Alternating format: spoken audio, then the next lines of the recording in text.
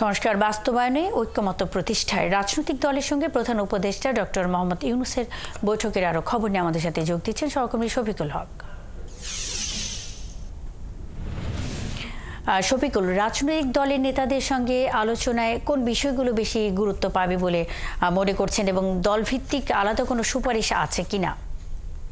মনির, দলভিত্তিক আলাদা সুপারিশ অবশ্যই থাকবে, কারণ যখন এই আজকের বৈঠকে যখন প্রবেশ করছিলেন রাজনৈতিক দলগুলোর প্রতিনিধিরা, তখন বিভিন্ন রাজনৈতিক দলের প্রতিনিধিদের সাথেই আমাদের কথা হয়েছে এবং তারা যেমনটি জানাচ্ছিলেন এখানে প্রবেশের সময় যে যেই 6টি সংস্কার কমিশন তাদের রিপোর্ট এর মধ্যে জমা দিয়েছে, এই রিপোর্টগুলো কিন্তু এর মধ্যে বিভিন্ন জায়গায় প্রকাশ পেয়েছে এবং সেই রিপোর্টের ভিত্তিতে কিন্তু বিভিন্ন মত দ্বিমতের একটা বিষয় রয়েছে। কারণ সংস্কার কমিশন যে রিপোর্টগুলো দিয়েছে, অনেক রাজনৈতিক দলই আসলে তাদের সেই রিপোর্টের উপর বিভিন্ন জায়গায় একমত হলেও কিছু কিছু জায়গায় তাদের দ্বিমতের জায়গাও রয়েছে। সেই সব বিষয়গুলো নিয়েই মূলত আজকের এই আলোচনা। এবং আপনি জানেন অতি সম্প্রতি যেই জাতীয় ঐক্যমতের যে কমিশনটি গঠন করা হলো ডক্টর মোহাম্মদ ইউনূসের নেতৃত্বে, এই ঐক্যমত্য কমিশনের কাজটি হবে এই সংস্কার কমিশনের যেই যারা প্রধান রয়েছেন তাদের সহকারে যেই রাজনৈতিক দলগুলো রয়েছে সবার সাথে আসলে মত বিনিময়, কি ধরনের সংস্কার তারা করবেন এবং সেই সংস্কারের পরবর্তীতে নির্বাচন কবে হবে, এসব বিষয়ে একটি চূড়ান্ত সিদ্ধান্তে আসার লক্ষ্যেই কিন্তু এই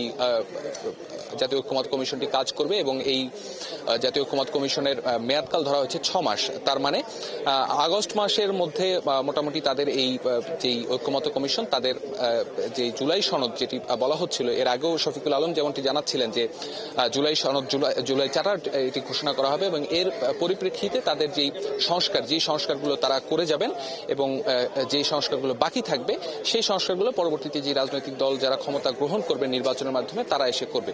তো সবকিছু মিলিয়ে এই সংস্কারের বিষয়টি আসলে সবার ঐক্যমতের ভিত্তিতেই করতে চাচ্ছে অন্তর্বর্তী সরকারের প্রধান উপদেষ্টা ডক্টর মোহাম্মদ ইউনূস। তারই ধারাবাহিকতায় আজকের এই বৈঠক। এবং আজকের এই বৈঠকে যেমনটি এর আগে খবরে জানাচ্ছিলাম যে বিএনপি, জামাত সহ 12 দলীয় জোট, গণতন্ত্র মঞ্চ, এছাড়াও আপনি জানেন বিগত সরকার পতনের আন্দোলনে যারা রাজপথে সক্রিয় ছিল সেসব রাজনৈতিক দলের নেতৃবৃন্দ এই আজকের এই বৈঠকে অংশ নিয়েছেন। এবং এর পাশাপাশি আমরা দেখেছি বৈষম্য বিরোধী ছাত্র আন্দোলনের প্রতিনিধি ছাড়াও নাগরিক কমিটির যারা রয়েছেন তারাও আজকের এই বৈঠকে অংশ নিয়েছেন এবং সবার পক্ষ থেকেই কিন্তু সবার মতামতের ভিত্তিতেই কিন্তু আজকের এখানে মতামতগুলো শুনবেন প্রধান উপদেষ্টা। এবং তার এই ধারাবাহিকতায় এখান থেকে যখন আজকের এই বৈঠকটি শেষ হবে, আমরা যতদূর জানতে পেরেছি 3টা থেকে 5টা পর্যন্ত আজকের এই বৈঠকটি হওয়ার কথা এবং 5টার পরে রাজনৈতিক দলগুলো এখানে বের হয়ে আমাদের সাথে নিশ্চয়ই কথা বলবেন এবং তারা তাদের কি ধরনের মতামত তারা জানালেন এবং কি বিষয়ে তারা দ্বিমত পোষণ করছেন এই বিষয়গুলো আরো স্পষ্টভাবে আমরা তখন জানতে পারবো। এবং পরবর্তীতে প্রধান উপদেষ্টার প্রেস উইং এর পক্ষ থেকে একটি সংবাদ সম্মেলন করা হতে পারে যে আজকের এই বৈঠকে মূলত কি নিয়ে আলোচনা হলো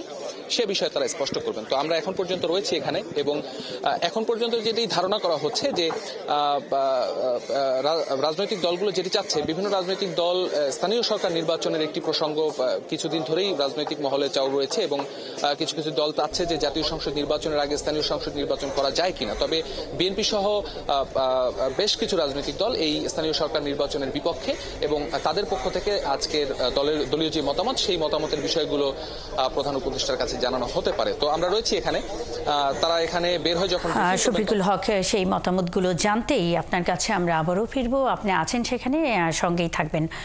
দর্শক, সংস্কার বাস্তবায়নে ঐক্যমত্য প্রতিষ্ঠায় রাজনৈতিক দলের সঙ্গে প্রধান উপদেষ্টা ডক্টর মোহাম্মদ ইউনূসের বৈঠক চলছে। বৈঠক নিয়ে কথা বলতে শফিকুল হক আমাদের সঙ্গে এতক্ষণ যুক্ত ছিলেন।